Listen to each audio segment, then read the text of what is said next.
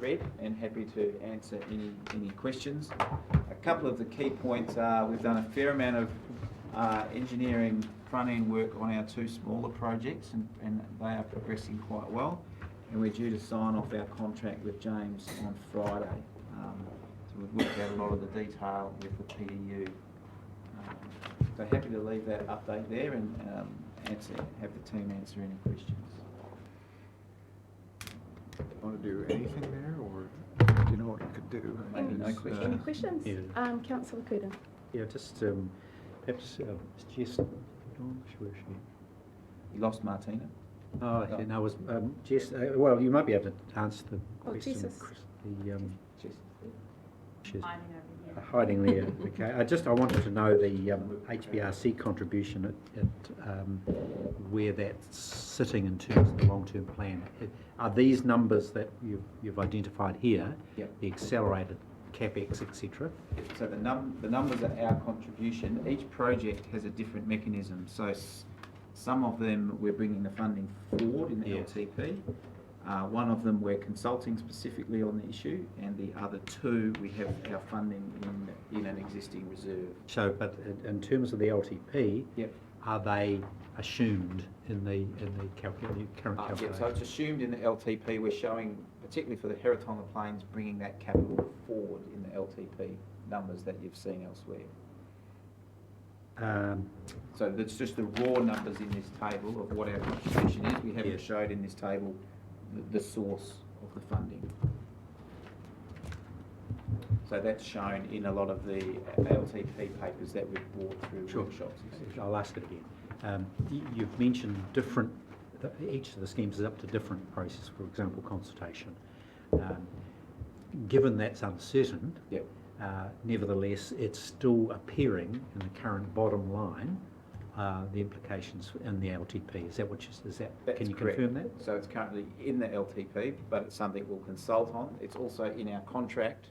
So we've spoken to the PDU about the fact that for the gravel extraction there is a consultation. We can, if the consultation has a negative result, we can exit that part of the contract, and we'll simply update the cash flow in our LTP. Councillor Barker. I'm happy to move that the Environment and Integrated Catchments Committee receives and notes the Crown-funded flood resilience project update staff report. Fantastic, Councillor. Do we have a seconder? Thank you. Would you like to speak to your motion? Thank you. Right. Councillor? And all those who agree say aye. Aye. Those against, carried. Thank you. Thanks, team. I know you probably had a presentation. But Good morning, tea now. Lunchtime now. Leanne, are we allowed morning tea? She's no. Fantastic. So we have a presentation from Nathan. Please come up the front.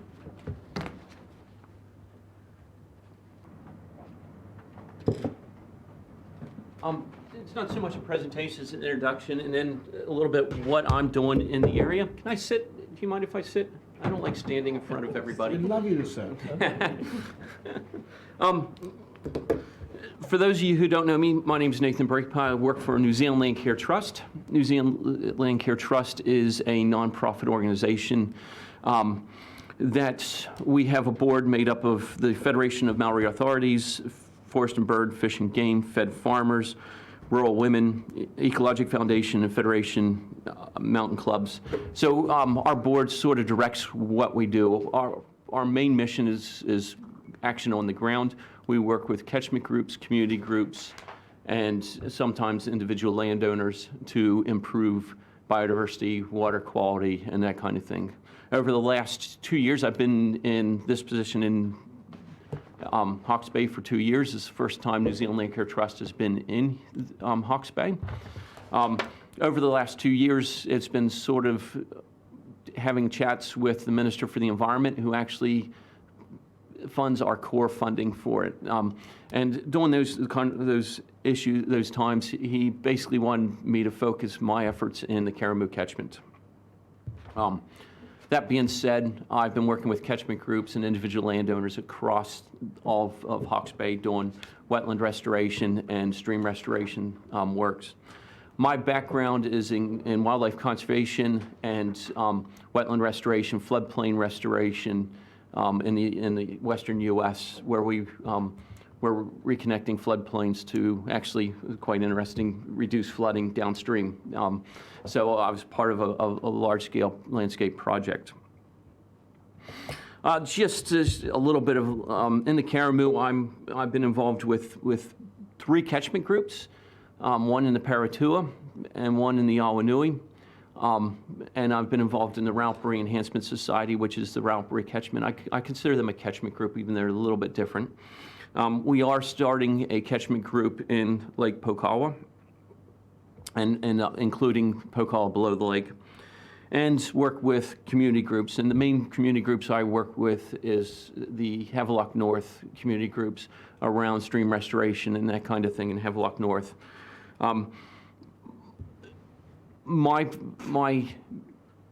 strategy around this is I start in the upper catchments and in the small streams and work our way down to improve water quality. And on top of that, also reduce flooding and that kind of thing. It's around slowing the flow, reconnecting floodplains in those smaller areas that we can not push that water down so fast. New Zealand has a history of draining and pushing water off the land really fast, and that's what causes half our issues, over half our issues. And how do we, strategize, and how do we hold that water in the landscape?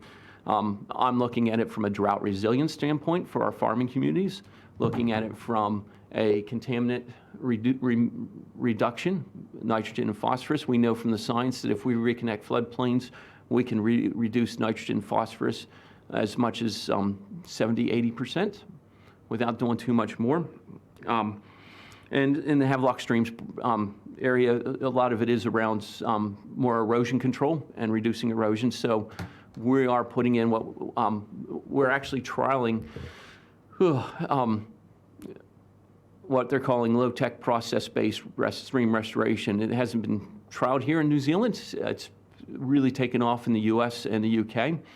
Putting in leaky weirs and engineered log jams and that kind of thing, slowing the flow, reconnecting that floodplain, and putting that water across. The Havelock Streams is actually quite nice because we've got gully systems, so we're not worried about flooding houses out down there. So it's really good. And in fact, I rushed here this morning from starting the Heretaunga project, and we put in 5 structures this morning, which was quite neat, and they were putting the last structure in when I left. So that's what we are dealing with. I am dealing with forestry companies up in Tutira, and we're doing some wetland and stream restoration and some forests that have just been harvested up Tutira way, and just a little bit of working with regional council staff in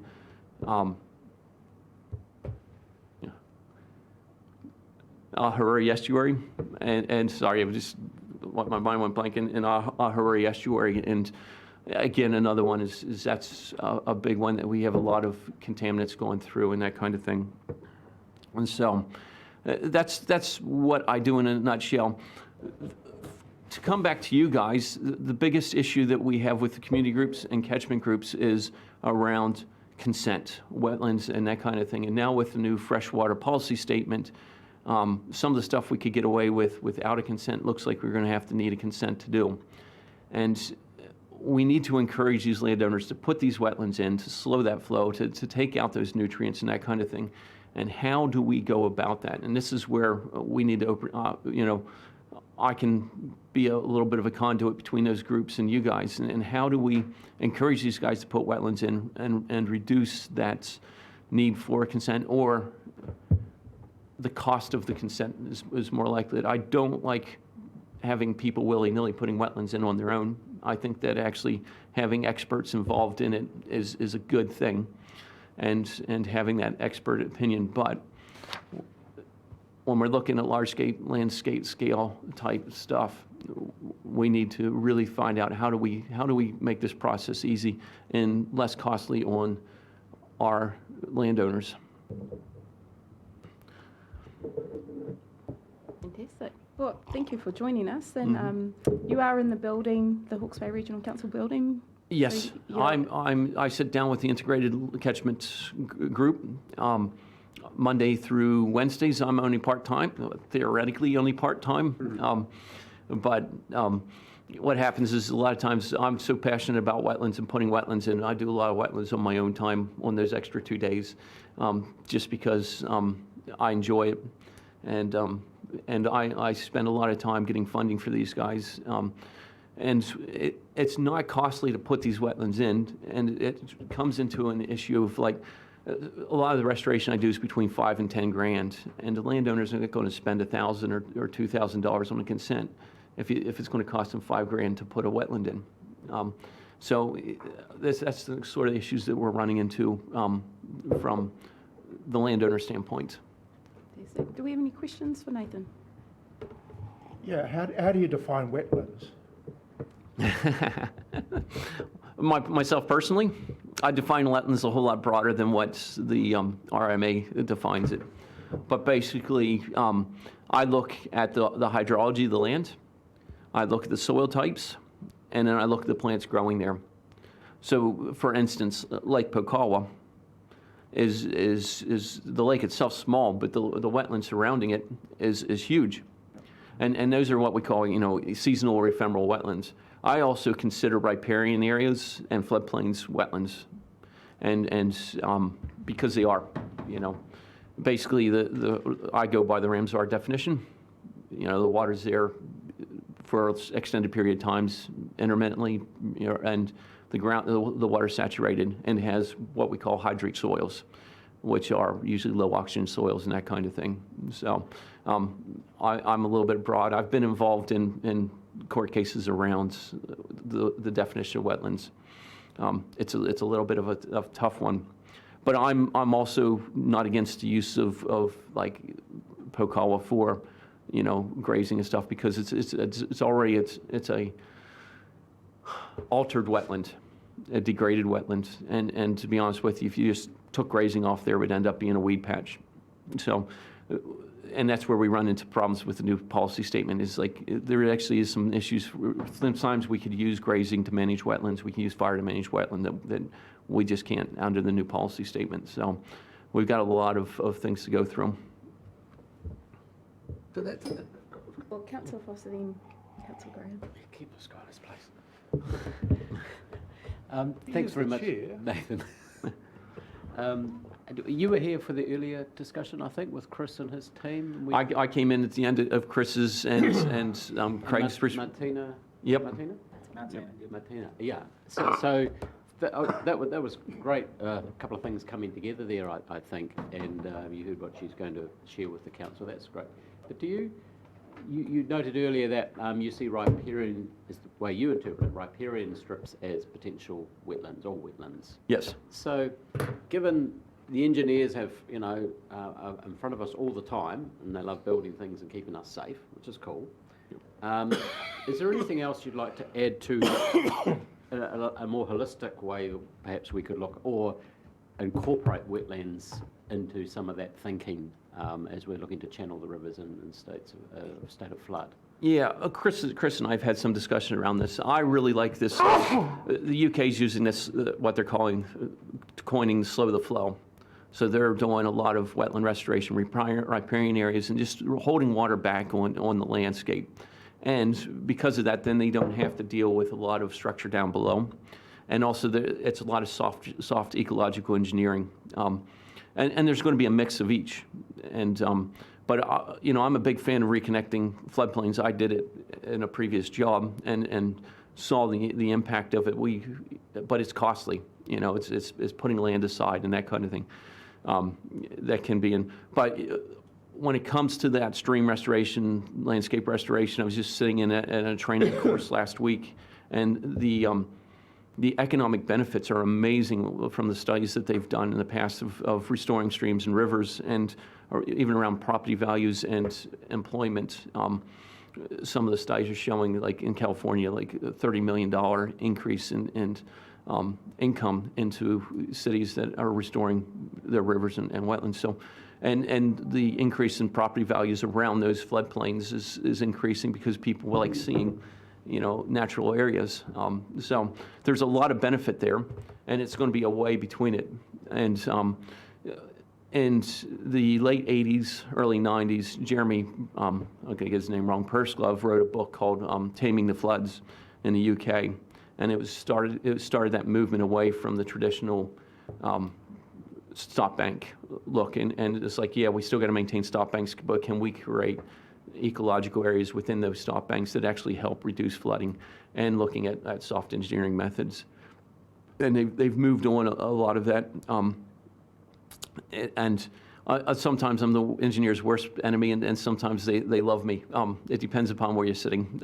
But I do see the benefit of especially in the upper catchments of putting those wetlands in, and I can see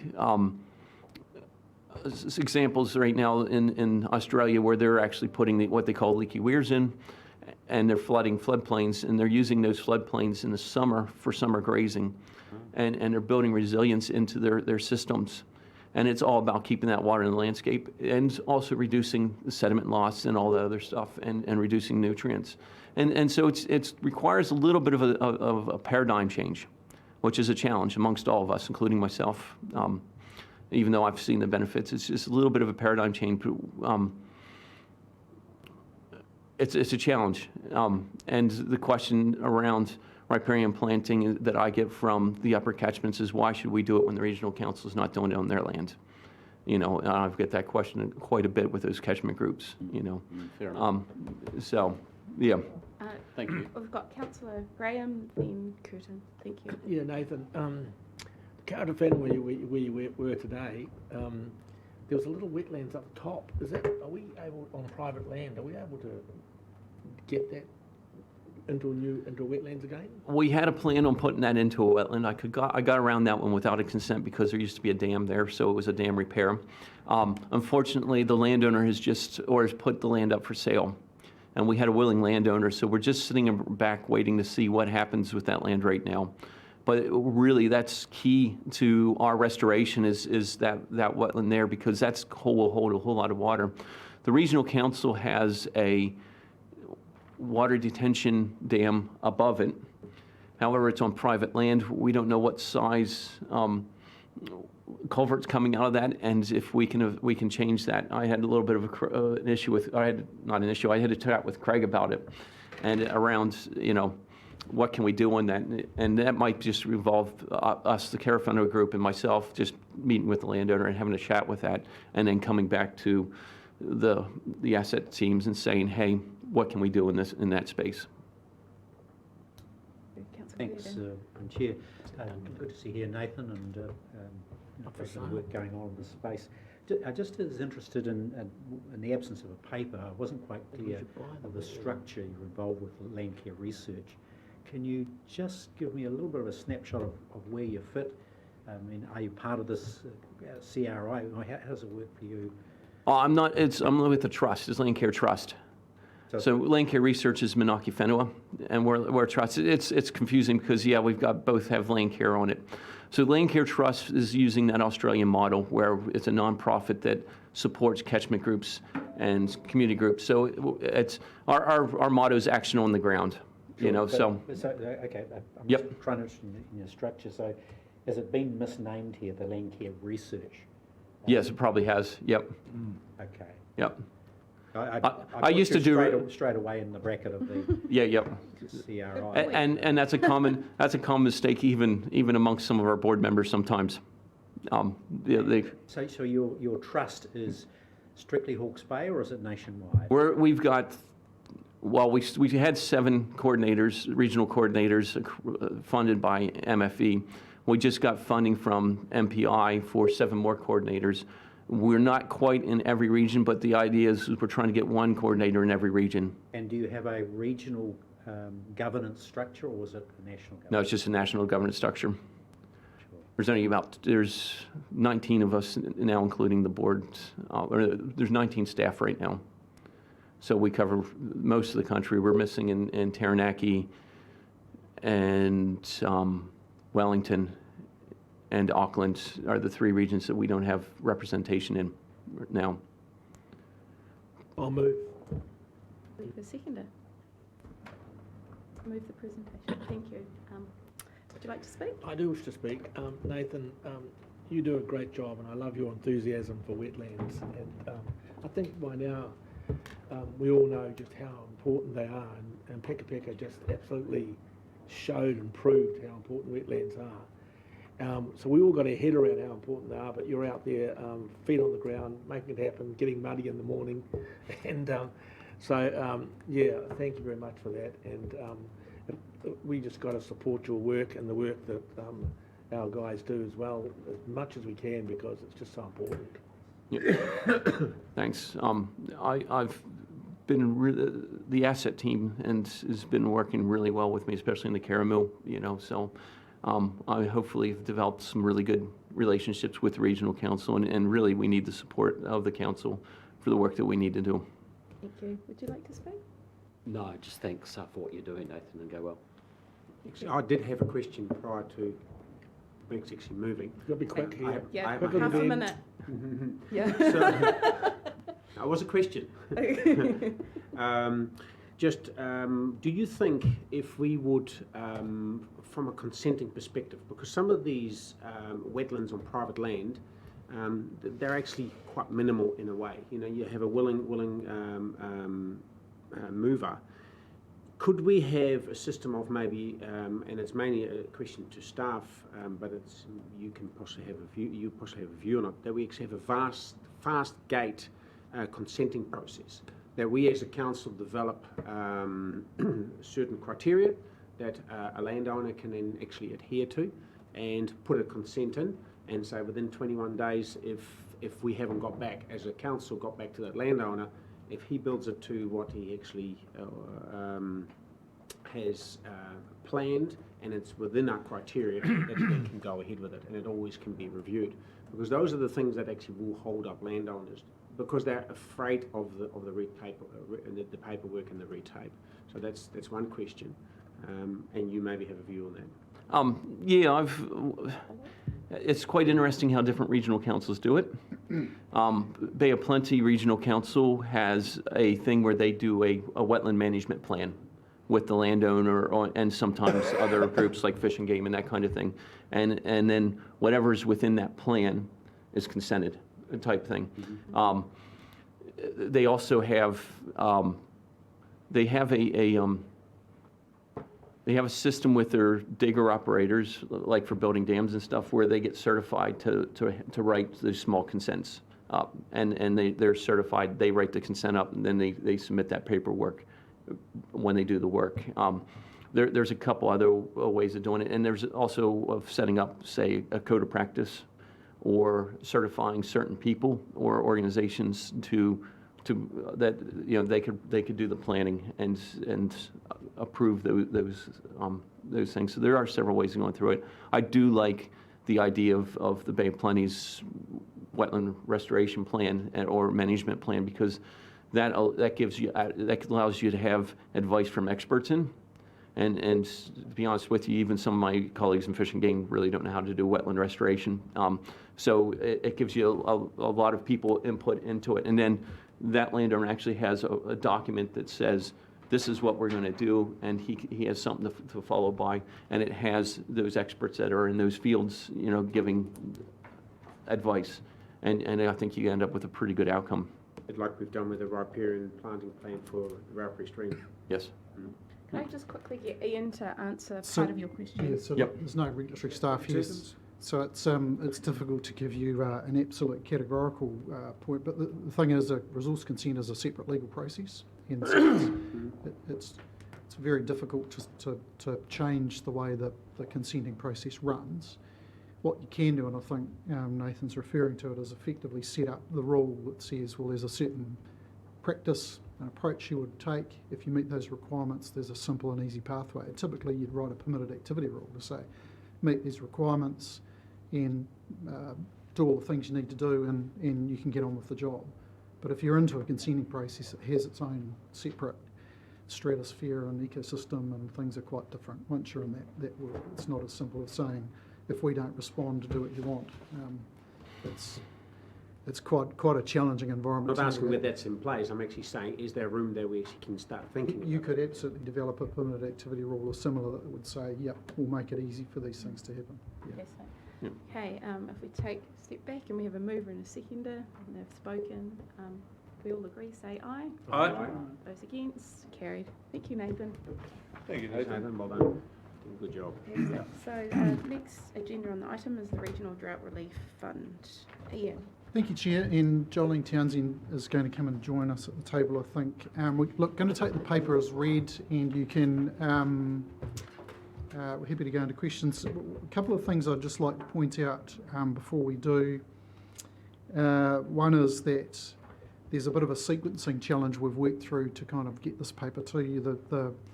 The Drought Relief Fund has just wound up, and we were only just last week in the position of being able to kind of assemble the information to report it. And I wanted to get this paper in front of you because I won't have another opportunity to do that for some time. Corporate and Strategic, I think, was the next committee later in December, so I needed to get this in front of you now for the reason that I want, or I'd like to ask you to leave the small amount of residual funding from the fund with the Hawke's Bay Disaster Relief Trust for myself and the Rural Advisory Group and others to continue working with them on to potentially develop a regional drought resilience strategy. And I need to make clear that the paper is perhaps incorrectly given a view that we are asking you here today to make that decision, and that we're asking you here today to make a call on the $35,000 remaining in the fund. That's not the case, because only a small proportion of it is from this council. It sits with the Disaster Relief Trust. They are the parties who control those funds now. Notwithstanding that I have instructions from you going into this that you wanted reported back to you the final outcome of the fund and what was remaining, with a view that you may potentially be looking to recover any unspent funds. So I understand and appreciate that, and this paper gives you visibility of the outcomes and your share that remains, if you like, in this fund. What I'm asking you for, though, is to leave it with the Disaster Relief Trust, and as I'm asking all of the other contributing parties, including MPI, so that we can then potentially utilise that fund for another piece of work. And I understand and acknowledge that I have to go back to the Disaster Relief Trust and engage them on that topic. So unhelpfully, probably the recommendation that is with the paper gives you a view that I'm asking for your approval, if you like, to manage the full $35,000 and to create a drought resilience strategy. That is not the intention of this paper. And I suspect there may be an alternative recommendation or an amendment to the recommendation being proposed to address that. So happy to pause there and take questions. Questions? Councillor Foss. Thanks, Ian. I'm pretty comfortable. I'm sure, as you said, you either got suggestions or someone's going to reword that recommendation. But you said that's fine. But just noting that we have the Future Farming Trust, which picks up about $950K over 3 years to think about the future of farming, including drought, resilience, climate change, and you name it. So, and we're also got our climate change allocation going through the long-term plan in this space as well, of which drought resilience is one of them. So all I'm asking is this isn't an isolation, because the ratepayer is investing in 2 other strands of thought in this similar space here. So there needs to be some coordination in as much as possible with those 2. Are not silos, but they're in the same space, if you like. So absolutely correct, Councillor, and this is a relatively small pot that we think is enough to get us a strategy across the line.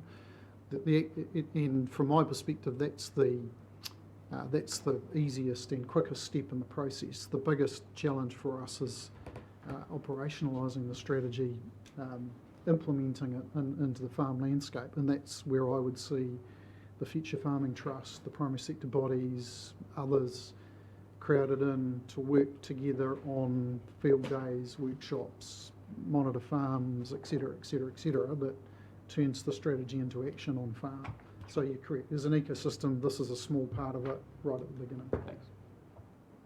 Councillor Barker. I was just going to add an amendment to the, if you help for the debate here, pick up on Ian's point, some other words, so that after it says regional drought resilience strategy, and this is written in the context of the committees, and the committee agrees with HBRC's residual contribution being used consistently with the development of a drought resilience strategy. Fantastic. Did you? That's exactly what. That's not exactly what it is. Not exactly. No. Sure. No, it does. And agrees with HBRC's residual contribution, because it's our contribution, not somebody else. And agrees. Yep. So can you repeat that again? Sorry, Just Councillor. so it can be, and agrees, that last, for where you've got the cursor. Right. No, where you've got the cursor beeping down there. Staff report and agrees. No, we'll go backwards, no. So the resolution starts resilience strategy. So, you've changed the resolution. It's Yeah, this is the new one. They tried to do it before you. Yeah. Well, I'm doing, Retype it again. on the existing recommendation, where the existing recommendation is, where it says regional drought resilience strategy, Yeah. what you've got there, just write, and agrees with HBRC's residual contribution to be used consistent with the development of a drought resilience strategy. So we're saying that we're agreeing for our money to be used consistent with that. We're not saying what other people do, we're just saying our money, and we're saying you've asked for it to be with that. We're saying, yes, we agree with that. So that's the recommendation. Thank you. Annalee will put it up. So we're Sure, all thank you. clear on that. But we'll go back to questions and we'll move back to this motion. Yep. Do we have any other questions per the paper? Yes. Councillor Curtin. Well, Madam Chair, I just, this worries me substantially that we've gone in all these rabbit holes from where we started. So is the Rural Advisory Group now looking to take on, if you like, a whole planning and development role, developing a regional drought resilience strategy? I'm just going on what the resolution says, is there the capacity in the Rural Advisory Group to be developing the said Hawke's Bay disaster relief? Is the trust sufficiently enabled to develop this strategy? So we would not propose that the trust develops the strategy, because they don't have the capacity or the people to do that work. All we would simply be doing is going to the trust to ask them to fund the development of it. It would be, as the paper explains, if it's agreed to by the trust, and that's their decision to make, it would be facilitated by Hawke's Bay Regional Council. We have the capability and capacity to facilitate it, not create it, to bring together a wide range of the rural community in doing that. We would engage a consultant to hold the pen and drive the Why strategy. wouldn't we just take the money back and incorporate? Because we don't control all of the money. Well, Money's we've got not- our control out. We can It's ask not for enough. we can control not our money. It won't be enough to do the strategy. Uh, $7,000 won't. It could, and would it be enough to add to what we currently do in developing a resilience strategy? I don't have to a add budget. to the.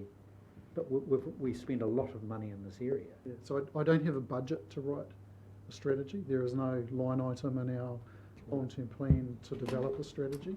This has come out of circumstance, Sure. and so we're simply looking to respond to that and take advantage of the situation to say, It's just we crazy. don't have this as part of our core business. It's not in our long-term plan. It's not something we've got a project for or a line item for. Something the Future Farming Trust is engaged. As I was explaining, I think the Future Farming Trust has a significant role in not the creation of a strategy necessarily, but the operationalisation of a strategy, the implementation, the delivery of it into the farm landscape.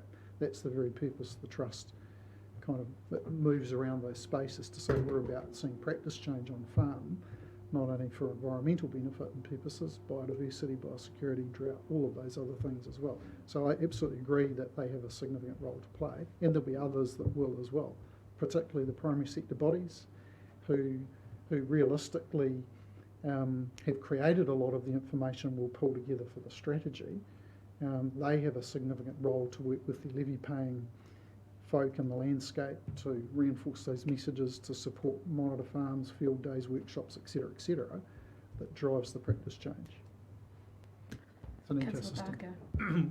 Barker. Would it be by leaving the money in here and having it done by this committee, which has engagement of other councils and other entities, mean that with the end product we would have hopefully a strategy which everybody participated and bought into, as opposed to doing it ourselves when there will be just HBRC's strategy and not necessarily anybody else's. So in doing this, are you hoping to have a broader, more widely accepted strategy than an in-house one? And you use council, and I think that's probably the advantage of having the trust, the disaster relief trust, kind of have some umbrella input to it if they agree to it. And absolutely, we want to make it inclusive, so that it's not seen as a Hawke's Bay Regional Council strategy, but broadly a community strategy for this. That's a very, very, very sharp strategic thinking there. Any other questions? Further Just questions? one other question. Where did the money come from? Was it general funds? Was it? That was the money. Where did we get it from? Geez, it was from Stole it out of the reserves. disaster reserve. It was a we used. burgle job. The 200,000 for the drought relief fund Napier came from our ratepayers. disaster relief. Probably Napier ratepayers. We get money for this, but we couldn't get for climate change. Let's be clear about that. Once they got the money, they pulled the ladder up and wouldn't let anybody else in. Do you want me to move? Yeah. I moved the resolution. You moved the Well, resolution. It remember- is your resolution. Yeah, remember- And can you just double check that that's Yeah. exactly what I you need want? the Do you want me last to, part I'll of the second, as long as he's happy. He doesn't talk too long. Yeah, something like that would be fine. Gets the point. To be used for For the development of the drought resilience strategy. Do you happy to second Yeah. that, Will?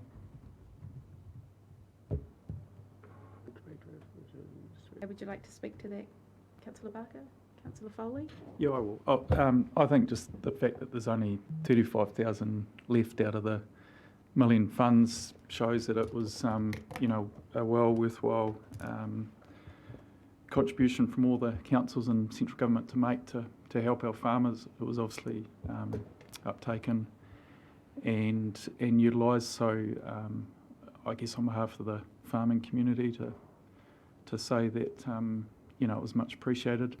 I think any work that goes into drought resilience, obviously Hawke's Bay, has always been impacted by dry summers that come along every so often, and they'll continue to do so. There is different streams of work, but I think we can never probably stop improving the resilience of our farming community. So thank you. Would anyone else like to speak? Yes, thanks, Madam Chair. Yes, look, I oppose this grab of ratepayer money. Poor old ratepayer. This scheme has been fraught from the get-go, and the paper demonstrates that. We've had, scrummaging around trying to spend the money. We've had to change the rules, and so what we found was the money generously and with good will going into it. Donated. This is money straight out of ratepayers' pockets. Now we've said, okay, well, we've got. We didn't know quite how to spend it. It wasn't drawn down. We've had to dream up ways of spending it. We've got this residual left over, and we've got $7,000 of ratepayer money in there that should be returned to the ratepayer. It's not being used for the purpose it was intended. We've just shifted the goalpost, continue to shift the goalpost. A bad bit of principle going on here about how we spend ratepayers' money, and I'm just flabbergasted that we're wanting to do this. It's just it's bad policy. Was right from the get-go. We should have had a much better, more coherent disaster response that made sense. This just doesn't make sense.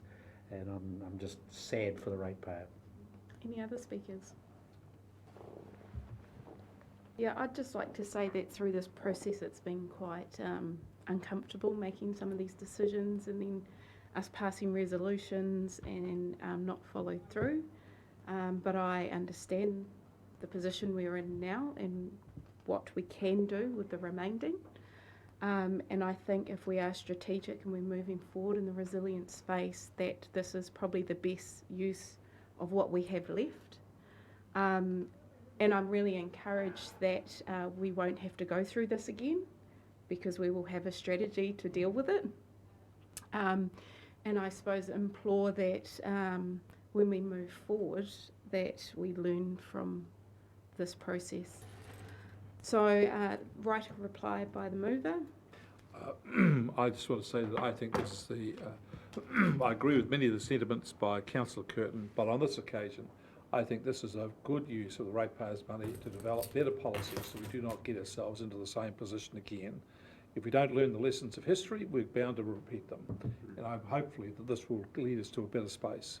And by having all of the other parties involved in this, we'll have then a broader view in Hawke's Bay of how best to do this in the future. So I'm encouraged by it. Yes, sir. So all those who agree with the motion say aye. Aye. Those against? There's one over here. And would you like that recorded? No. Thank you. Carried. Well done. Thank you for coming.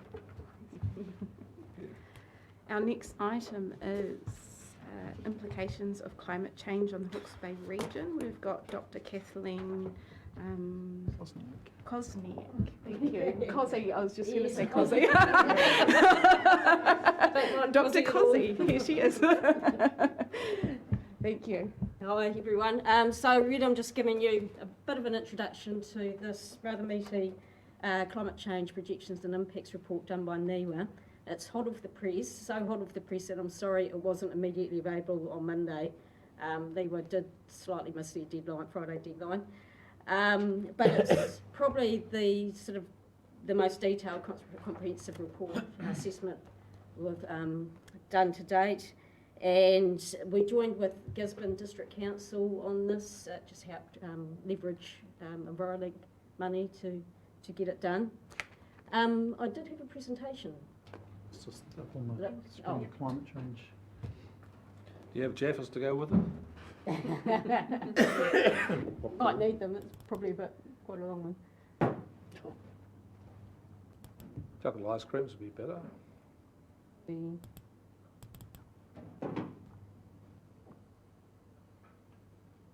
Open.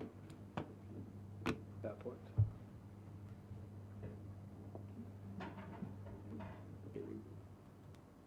But what I will actually start with is another report that you may or may not be aware of, was the Ministry for the Environment, our Atmosphere and Climate 2020, which is the most up-to-date kind of state of the environment report on our climate, looking at the trends, most recent trends in climate. And it does include Landcare in here, and so essentially, yes, our climate is changing.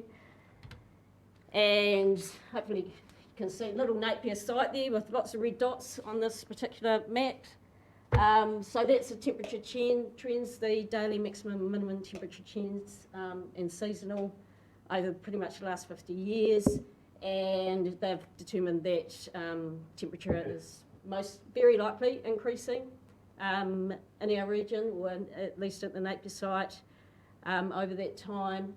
And at the far end there, the warm days, so that's the days over 25 degrees Celsius, that's showing a very likely increase in trend as well. And there's pretty much the graph for the annual average daily temperature at Napier. And so generally New Zealand's temperature has risen about a little over 1 degree over the past century, so kind of an average of 0.1 degrees Celsius per decade, but in recent years, last 30 years, that rate has actually increased to about 0.3 degrees Celsius per decade. We're not quite seeing it in our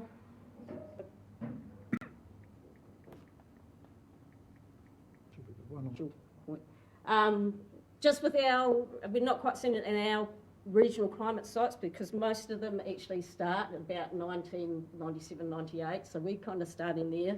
So if you put a line through there, you're not really seeing any trends, but like at my equality sites, which started about 2005, you're certainly seeing an increasing trend at those.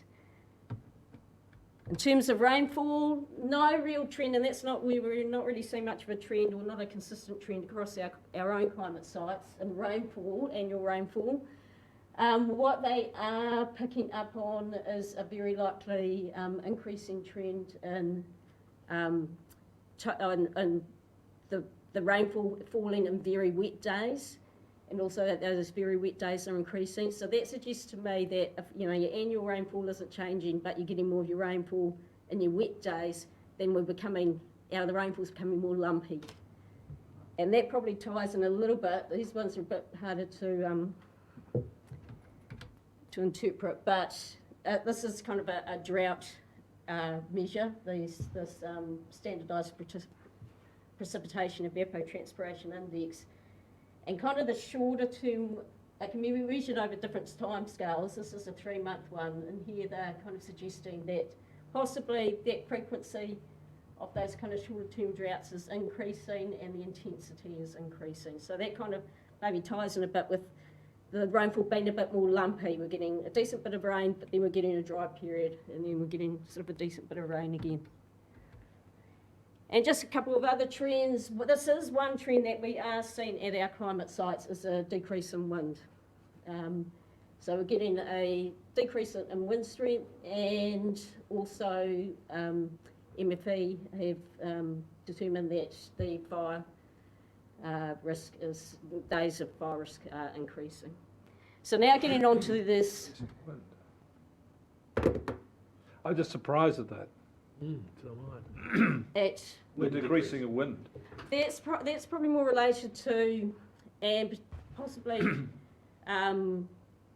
the ozone hole, because it's actually shifted that westerly wind belt more to the south. So we're getting more, I don't know if you're familiar with the southern annular mode, it's kind of a circulation that's been trending more positive, and they've mainly put that down to the ozone hole.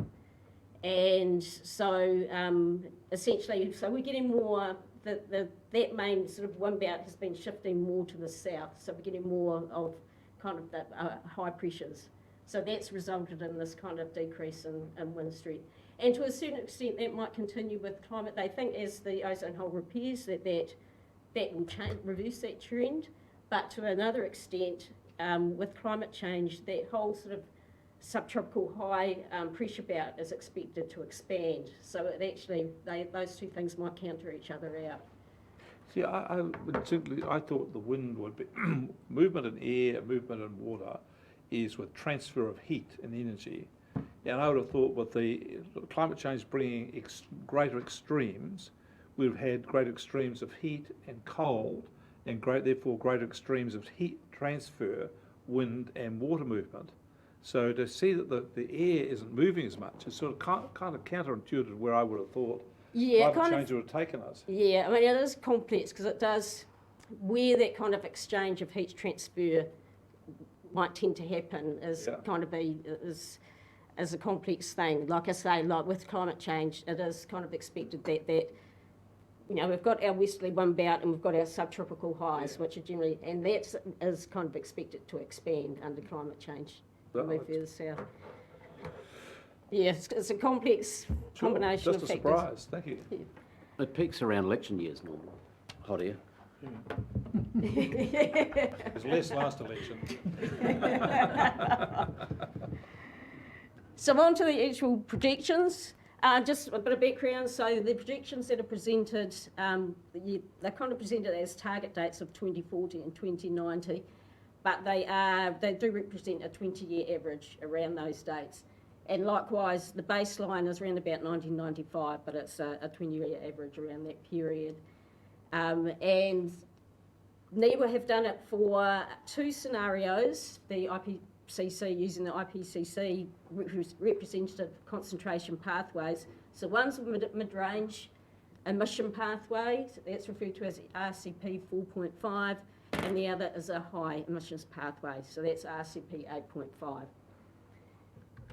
And generally the way these are presented here is that you've got RPC 4.5 at the top, the mid-range emission pathway at the top, and 8.5 at the bottom, and for 2040 and for 2090. So that's the projected change in mean temperature over those years of those different pathways. Essentially, just about for all of these things, up to that 2040 mark, both scenarios are very similar. So it's beyond that point that they start to diverge. So up to 2040 for this mean temperature, round about that 0.5 to 1 degree change is expected around that 2040 time. But then going out to more towards the end of the century, that's where things really change up, and you're looking at 1 to 1.5 degrees temperature change under a mid-emissions pathway, and getting up between 2 and 3.5 degrees under that more extreme pathway. And this is just an example of the change, seasonal change. This is the RCP 8.5, that high emissions pathway, out towards the end of the century. But it just gives you a feel of the seasonal change differences. And so, for the most part, it looks like autumn. They're picking that autumn is going to be the one that warms kind of the most. You can see more of the orange throughout, and perhaps summer, perhaps winter a little less. So just that. Probably what you're feeling now sometimes is that, that extension of summer sort of lasting for longer. Frost days, one thing to remember here is that in some of these more coastal areas, there aren't that, like say up around Wairua Way, probably aren't that many frost days historically, 5 or less. So some of these changes may seem quite small, but that's because they are a small change against kind of a small amount of frost days. So generally looking at about decrease by about 5 days by the coast, and up to 20 days inland. Some of those inland places can get up around 70 frost days historically. Under the worst case scenario, you're getting up to kind of 5 to 10 and around the plains, and up to 50 up in the ranges. Just on that frost days, has there been any conversation with fruit growers about the implications for fruit set and the like because of that factor? Is there any economic projections resulting from? They've made that note that, that's a potential impact, that, but, no analysis of but no in-depth analysis of it, no. Annual heat waves, and heat waves not just days over 25 degrees Celsius, it's 3 consecutive days over 25 degrees Celsius. So they increase by kind of up to 20 days in both scenarios, up to about 2040. But really, so you're starting to look at, about half a month or so more of heatwave days. And that's if we stick at the mid-range emissions pathway, that's kind of similar out to towards the end of the century. But you're looking at about 2 months, almost 2 months of extra heatwave days under the high emissions pathway. Can I just interrupt again? Is there any data on cloud cover during those hot heat days? No. So is there any intent to research that? It's an interesting. I haven't had anyone raise that before actually, but it's an interesting. Yes, in terms of sunburn, for example, on the fruit crops, what's the impact of that? Yeah, again, that's an impact that they mention of sunburn, extra sunburn on crops. But otherwise, no real in-depth. But to answer Neil's question, wouldn't we have some already existing data on what the cloud cover was at the time of days of 25 degrees or hotter? Yeah, I would say for Hawke's Bay, somewhere like Auckland or somewhere, they probably are, they could be quite cloudy, quite humid. But I'd say for Hawke's Bay, they would be mostly clear sky. But that's my point, is that we would already have existing data that says that on days which are 25 degrees or hotter, this was the amount of the amount of cloud, we'd not be able to use that for extrapolation purposes. Quite possibly. Though also in summer there, if we get on to rainfall, which might be next. Yeah, rainfall there is. I'll carry on as we Sure. with that. So essentially, you're looking at for annual rainfall. Generally, those sort of decreases and increases aren't huge, particularly up to 2040 in terms of changes of about between 0 and 5%. Generally a decrease, but there's little pockets where there's a suggestion of increases up by the coast. And then extending out, you're looking at larger decreases and generally, for the most part, decreases across the region. And notably, they're kind of in the biggest decreases are around sort of the Kaweka and Ruahine ranges, kind of in the headwaters. And in terms of seasonal changes, again, this is just one example. This is the high-end emission pathway. And the seasonal change, they are kind of picking, some have been more, potentially some more rainfall. So that was kind of my point, that possibly summers will get could be a bit wetter and maybe a bit, for that reason cloudier than we've been used to. But again, also spring is when they're sort of picking the greatest amount of drying.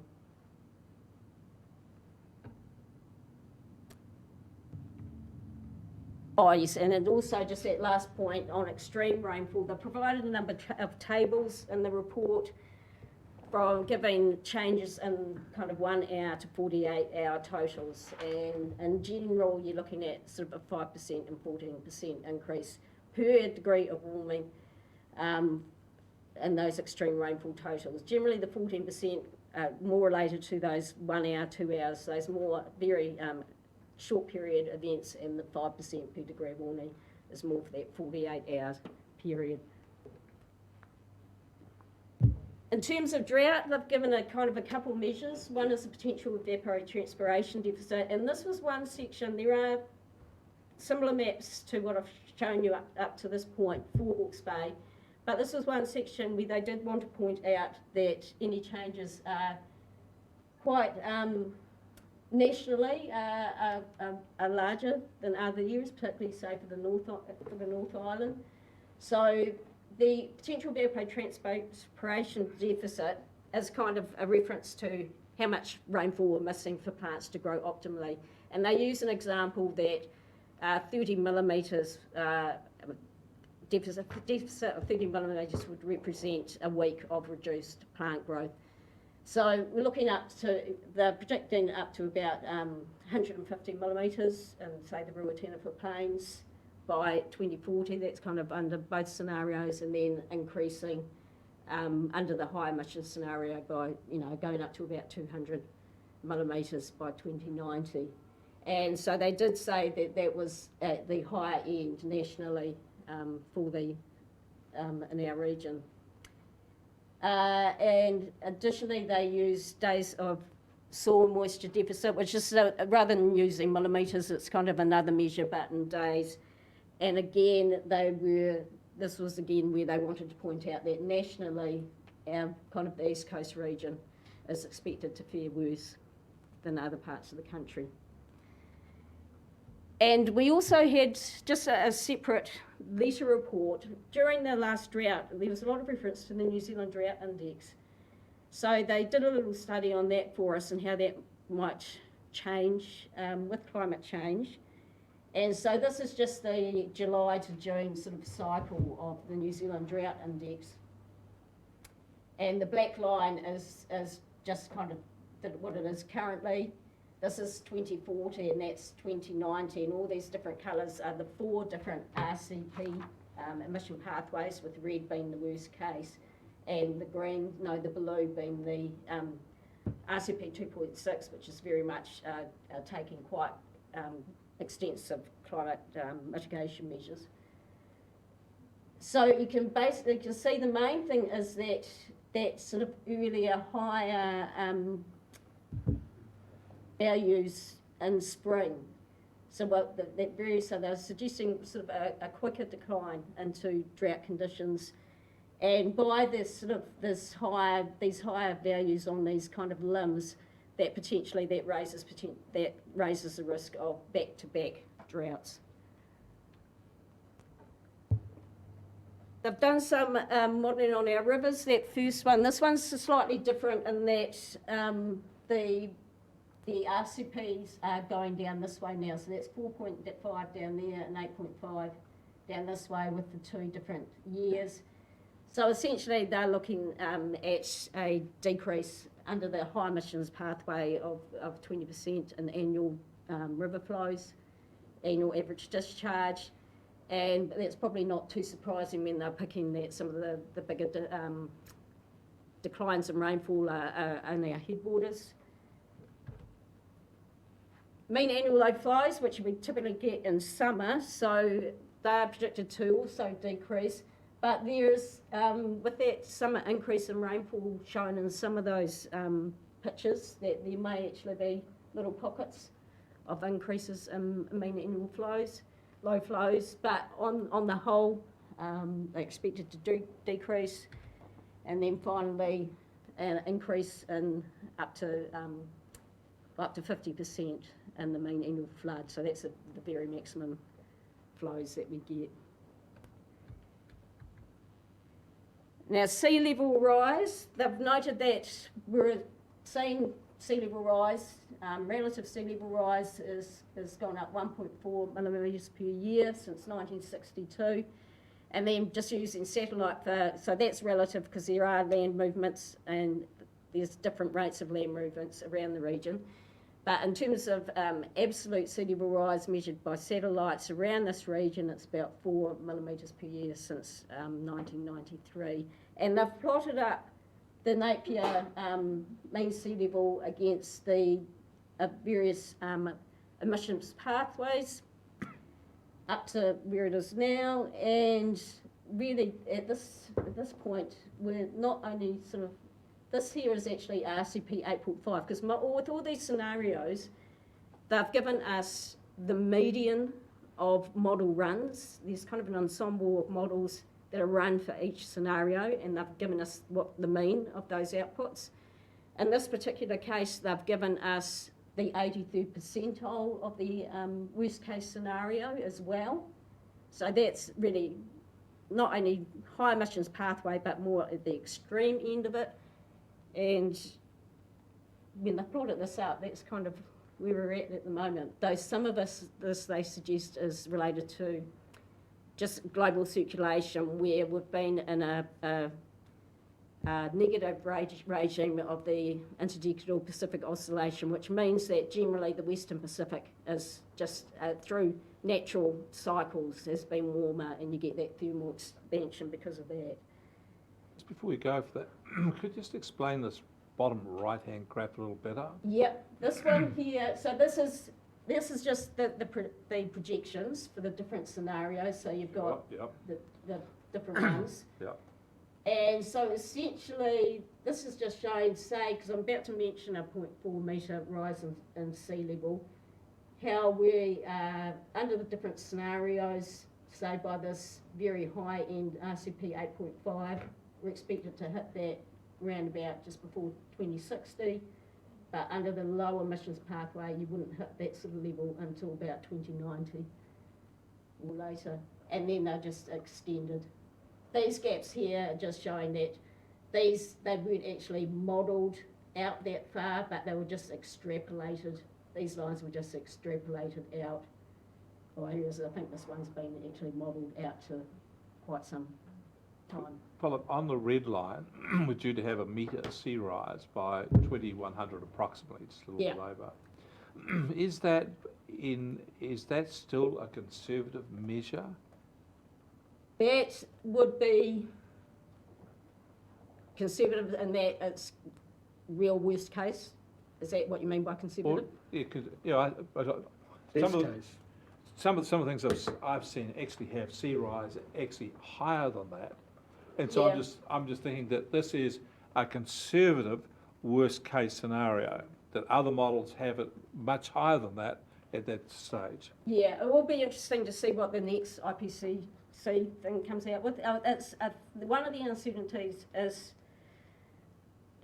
the sensitivity of the whole climate system and to what extent you hit a tipping point and, you know, you lose a lot of Antarctica and that sort of thing. So it's hard to say.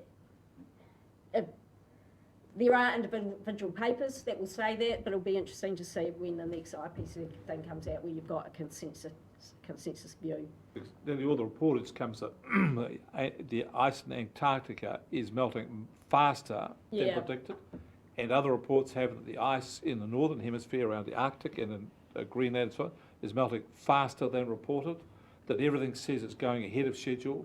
And It does seem that way. And that people are saying that even if that's true, it's probably melting faster than that again.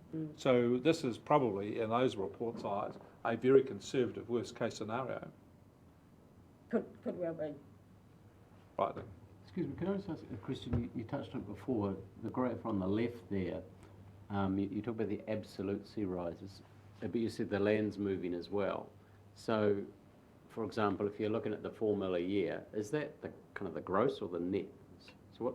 So there would be the kind of the gross. Gross. So how much is the Napier? They have got a diagram in here, and it's very complicated. I'm asking you. It is all over the place. In some places, the region is going up. Some places, it's going down. So what? Yeah, what's the port? What's the port as we know it, like Arthur area? Why the port? Read the prospectus. I'll just I'm just intrigued as what you said there, because I've always heard that, but I've never heard kind of numbers around what the land is actually doing. Yeah. So I can't imagine it's 400.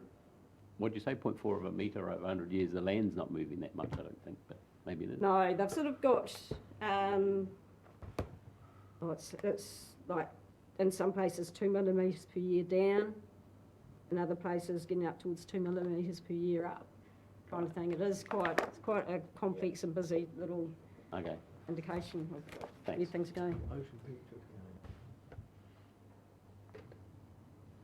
And so I mentioned about the 0.4. So under sort of a more extreme end, we might hit that by 2060, and but other on a low emissions pathway by 2090. And here, there's the sort of the current mean high water springs, which has exceeded 10%. This is kind of the current exceedance, high tide exceedance curve.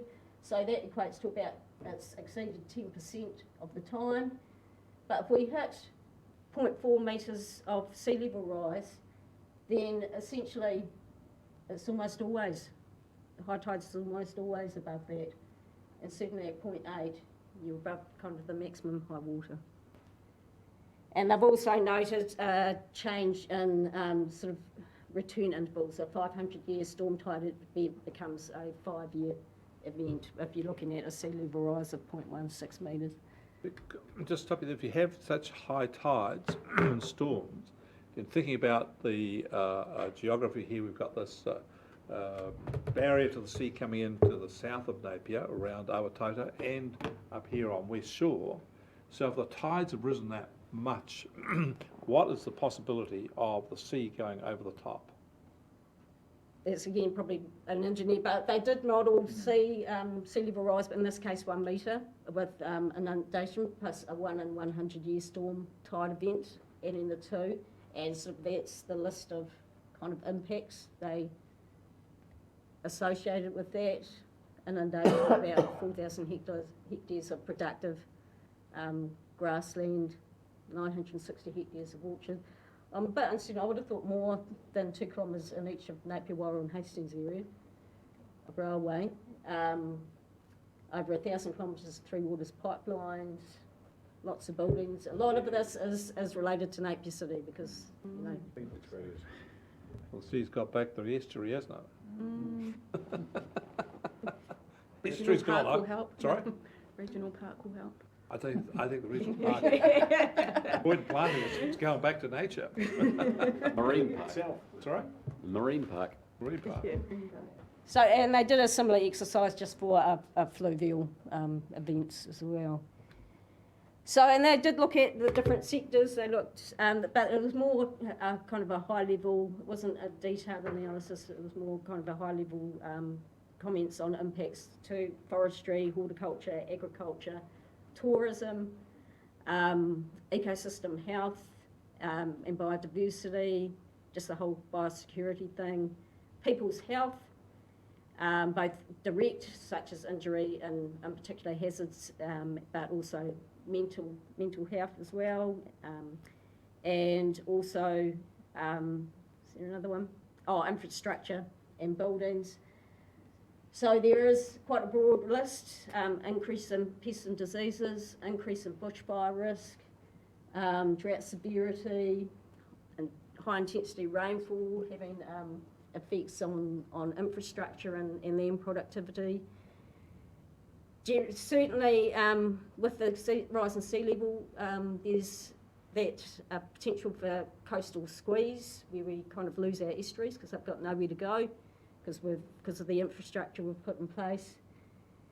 There may be potential opportunities. The increase in CO2 increases plant productivity, and there's maybe less frost damage and potential to change crops and boosted tourism with longer summers. But there's also, and possibly improved water air quality, which would be great, but by the same token, with increased bushfires, we may end up in an Australian situation where a summer air quality actually worsens, and with the higher productivity, there's more, could be more pollen about, so that could be a struggle for people.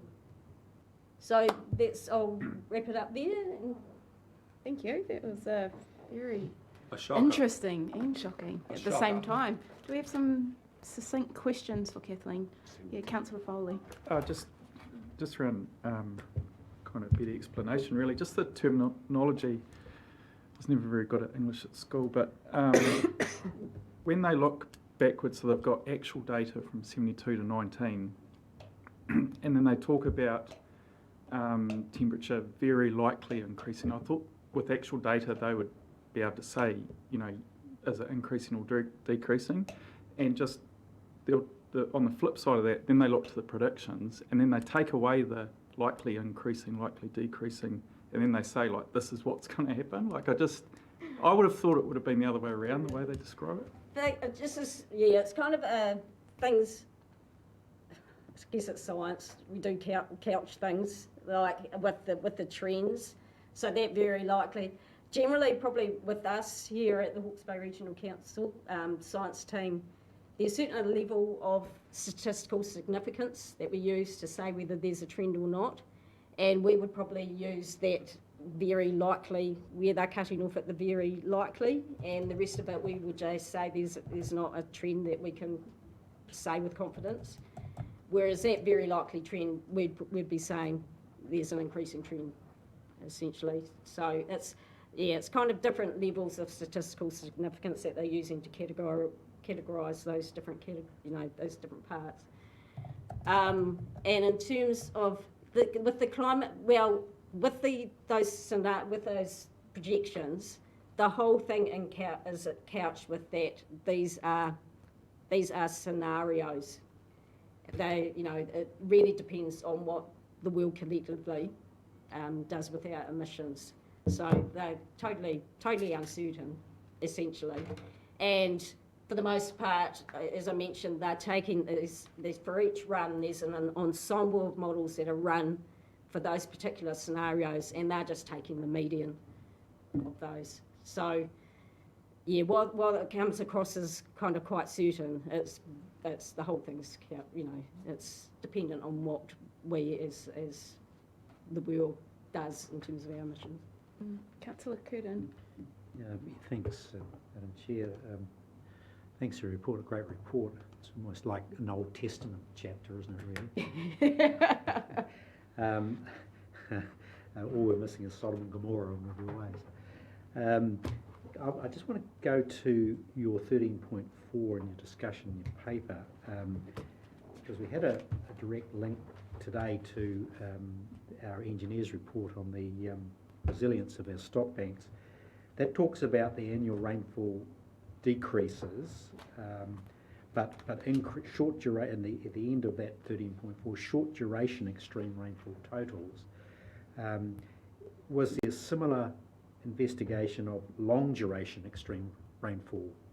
I mean, those easterly patterns producing a cyclone bowler effect versus an Eskdale 2018 event. Is there something? There is, I didn't cover that, but there is coverage in here of maximum 1 day and also maximum 5 day events. So they have covered that in here. They do note that in doing that their modelling doesn't represent well tropical cyclones coming down. So perhaps some of the projected changes in here may not reflect that very well and be as large as they might be. Thank you. Any other questions? We have lengthy ones now. No. Happy to. Great, we've got a mover to receive the report. Do we have a seconder? Councillor Van Beek, would you like to speak? Oh, just very briefly for less than 30 seconds, Madam Chair. Because everyone's getting the Can't gist do of this. that. Look, 29, 30. starting now. Thank you, Councillor Barker. A very, very valuable report, probably the one of the most valuable we've seen in terms of climate change for that space. I really do like the way that we've extrapolated to the actual effects on our way of life and the economy and everything, our whole environment.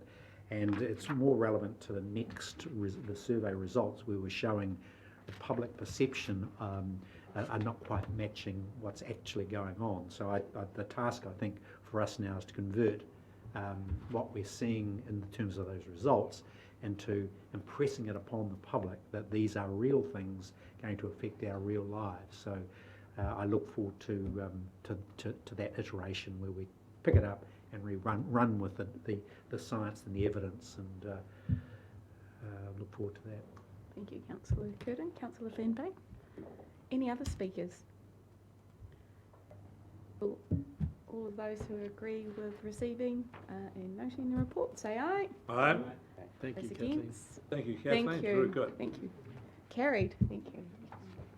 Fantastic. Our last item, informational item for the day. Can we invite Rebecca up?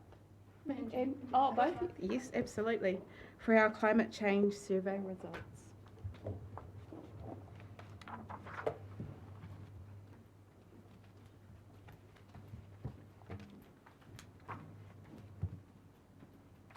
We're bucking the trend and sitting down as well. We don't have a presentation for you. Sorry. You've given us all the paperwork we need. Yeah, Exactly. exactly. Hopefully you've done your homework and we can get Would you like to just introduce the paper then? Yeah, we've got a little bit to say on it as well, so. Okay. The floor's yours. 15 minutes, 15 minutes? Okay. including questions. So we've got 1 minute 30 seconds, that's okay.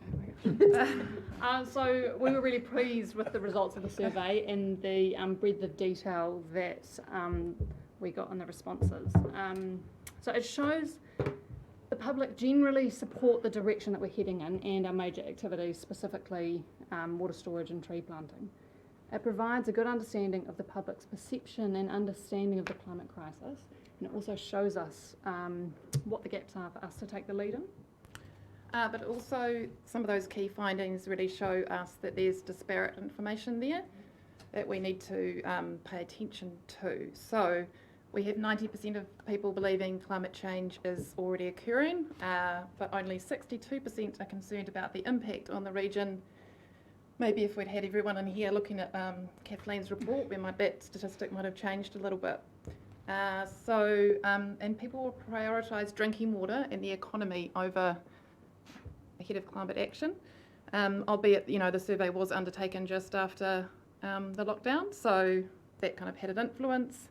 There is a fundamental misunderstanding out there, we think, about where people think our greenhouse gas emissions are coming from and what has the most harmful impact on the climate.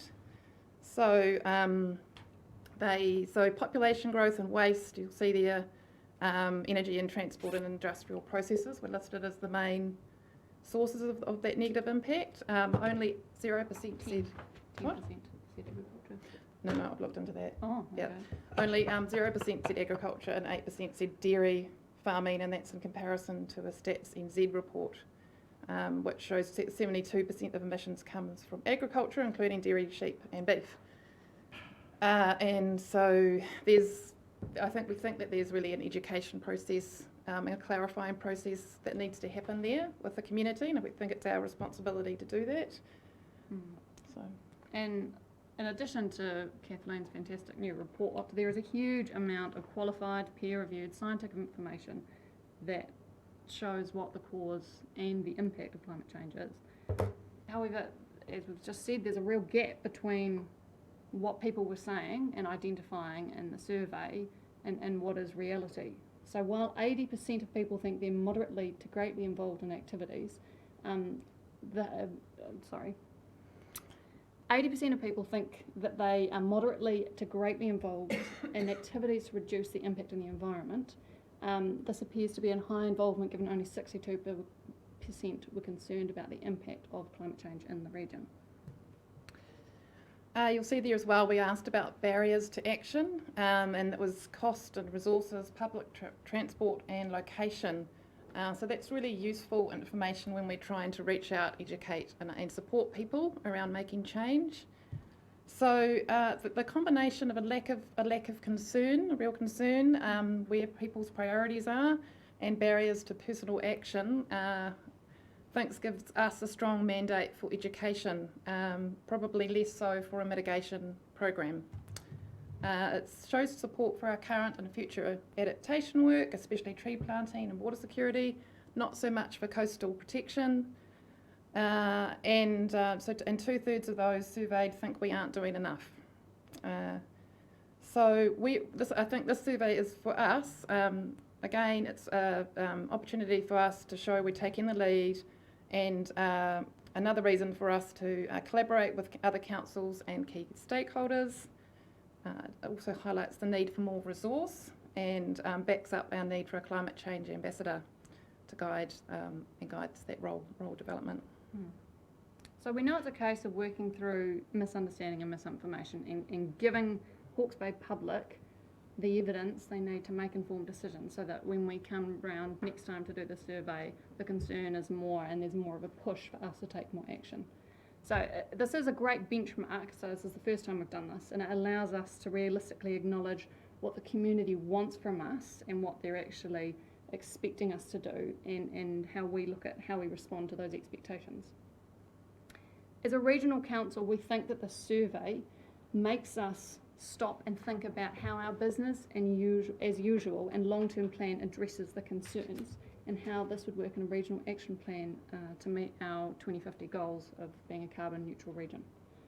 So that's kind of our take on the survey. So we're open to questions, feedback. Three other questions. Councillor Foley, I know you're going to... No, you're the one. I know you're the one. You've been sitting there the whole time. Well, you guys brought it up. So you spoke about educating people. Well, I think you were talking about educating people around not picking up on the greenhouse gas emissions from agriculture.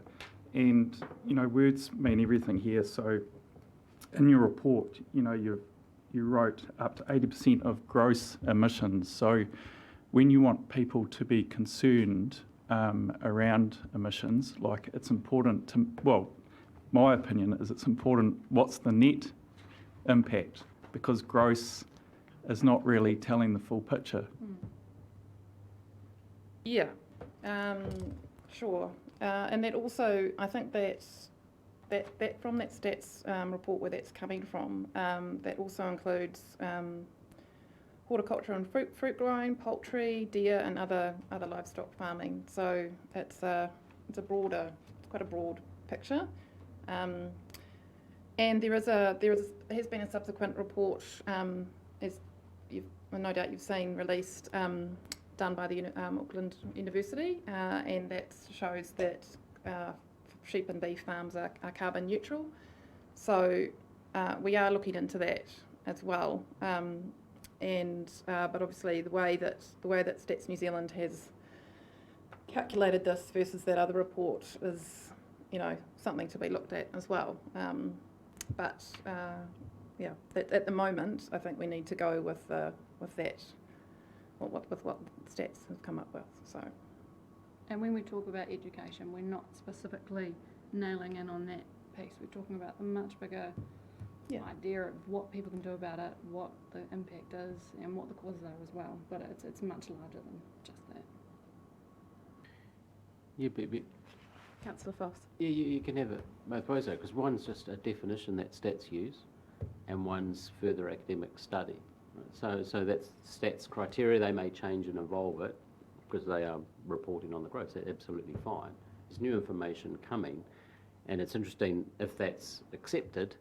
That information, the distribution of net greenhouse emissions is actually quite influential on for example, Hawke's Bay. But to turn the wheel here, this council has a plan and ambition to be carbon neutral by was 2040, now it's 2050. It's not carbon zero. So the net is very important as we go and talk, because that aligns with the ambitions of the council. It's a net position, not a gross being zero. So as this conversation evolves in education, I just ask that we align it with that ambition, and hopefully the two grosses will come down over time. Yeah. And we don't end up having battles, we don't really come sideshow battles, as opposed to the bigger picture here, which we're just trying to do better, more correctly for the environment. Yeah. And then my second point is, you tunneled down on some of your findings. I know it's only a small sample, and I also note that it's been managed a bit by some of your Facebook kind of responses. But putting that all aside, that'll just change the confidence interval on it a wee bit. But the top one was water storage and security, and then awareness of perceptions of climate change across Hawke's Bay. The negative impacts were drought and low rainfall, so they're kind of going hand in hand here, or taking us down a particular path. But was that generally across the bay, or were respondents more, say, that's prevalent in, say, Central Hawke's Bay, of the need for water storage? Yeah. Was there an overweighting there, because suffering through the drought at the time of the survey? I can't tell you off the top of my head. No, we have to look into it. There was certainly more of a concern for water storage and security was a priority in Central Hawke's Bay, certainly. Okay. Because again, as you were explaining it, you said, we're managing that with water security. In pockets and some of the catchments we are, and others are moving a bit slower than others. So again, the narrative as we roll this out in an educative sense, we just have to be careful that people are going to be coming at this from a different recent historical perspective, reflected in there, to try and kind of steer a positive conversation, good outcome. We did note that the highest level of concern was in Napier, and the lowest level of concern was in CHB. So there is variation about climate change in general. Climate change in general, yeah, and drinking water. More informed. No, it's just closer to the water's edge. Close to the water's edge, mate. That's what it is. We'll come back to you on that one. Yeah. Okay, if there are no other questions, can we have a mover, please? We have a mover and a seconder. Thank you. Would you like to speak, Councillor? Any other speakers? Okay. Yeah, sorry. Chair. Oh, there we go. Yeah, look, I just think it's just so important to get this topic right. The policy we set, the rates we charge. We just need to ensure that whatever we do going forward is based on, actual science. If we look at agriculture, horticulture, primary production, it's so important to this region. So all of those ratepayers out there that are either directly involved or employed, are depending on us to get this right. So I guess I implore staff and colleagues that we but we are well informed ourselves and make decisions based on that going forward. Thank you, Councillor. Would you like a right of reply? Okay. All those who agree to receive and note the staff report, say aye. Aye. Those against, carried. Thanks, Kia ora. guys. Thank you. Thank you too. Fantastic. So we are now into discussion of minor items. First one was livestock, which was Councillor Curtin. Well, thank you, Madam Chair. I just want to essentially get some assistance from staff around managing the torrent of emails coming through, fake emails coming through from Safety New Zealand, and how we can manage those. Clearly a campaign operating to swamp councils technology with this. It's disappointing that this is clearly generated. This is fake news. The issue, instead of being around animal welfare, is about the use of these techniques to bombard our democratic processes. And I think it's a bad form. The website for SAFE talks about integrity and courage. Well, there ain't too much in sending thousands of emails out and having a conversation that looks like that. And I think we need to respond with our technology to defend against it. Absolutely. Thank you, Councillor Curtin. The next minor item is reporting. Councillor Barker. Thank you for that opportunity to speak briefly on this. I've spoken some time ago about us to having a dashboard for seeing how this committee goes and works on environmental issues. And 12 months further on, we're no further ahead, really. I'm not sure quite why. It just seems a bit difficult. But having thought about it a bit more, I think it should be a bit more focus on this. And given that we have a statement of intent that climate change is to be central to everything we do, it seems quite a remarkable thing that for meeting after meeting, we've had no reports on how we are giving effect to climate change being central to everything we do. So what is it that we've changed decisions on? How we've made a difference? What have we done in any demonstrable or measurable way? So I would think what this committee should consider having is a report to each meeting of how the Regional Council has given effect to climate change being centre of everything that we do in a general way, so we can then keep an eye on it. I would have thought the survey we've had is helpful, but it's a reflection of what others have thought outside. It's nothing to do with what our own activities are. Dr. Koziak's report, it reflects what NIWA and others have done, not what we have done. Helpful and informative, of that there is no doubt. But I would have thought this Environment Committee should have a report each week, as each meeting it has. What have we done, giving effect to central to everything we do.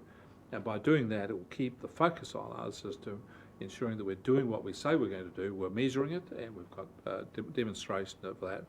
And I think it would then make us even more focused on giving effect to climate change being central to everything we do. Thank you, Deputy Chair. Duly noted. Thank you. I'll leave it to you to effect. I'm sure you will. Last item, minor item, is Water Security Group. Councillor Graham. Yes, I just thought it would be useful to report that Dr. Marker and myself are part of a very small group which is meeting fortnightly with iwi leaders, and it's aptly named as Waifakaata Alliance. And basically we and Tom Skirvin has joined us for most of the meetings, just talking about water security for the region, where we go, for the two regions, Central Hawke's Bay and Heretaunga, where we go, how we should look at this, just at a very high level. And I have to say it's been a really successful group, able to get through a lot of very hefty issues quite quickly. So I just wanted to report that it's making great progress. Thank you for that, Is Councillor this some Graham. form of starred chamber? Yeah. Oh. Right, thank you for your patience today. All We have gone powerful. over time, but lunch is here. We've made it in the 2-hour gap. Leanne, no, she's not here. Thank you, well done. So if we can please close with a karakia. Kia ora matua. Ki no tātou. E tō mātou mati tarangi i tēnei mātou punonga i te patu i tuku atu ma whakamuimiri ka whakawhetau ki Hawke ma whanaki tanga ma te tīmata tanga tini hui ngā taina ko tēnei haora. I te matua i ngā wākatoa i mahi ai mātou, hei karore ai tau i ngā tapu ko hiu krai te hoki tō mātou ariki. Amen. Amen. Kia ora.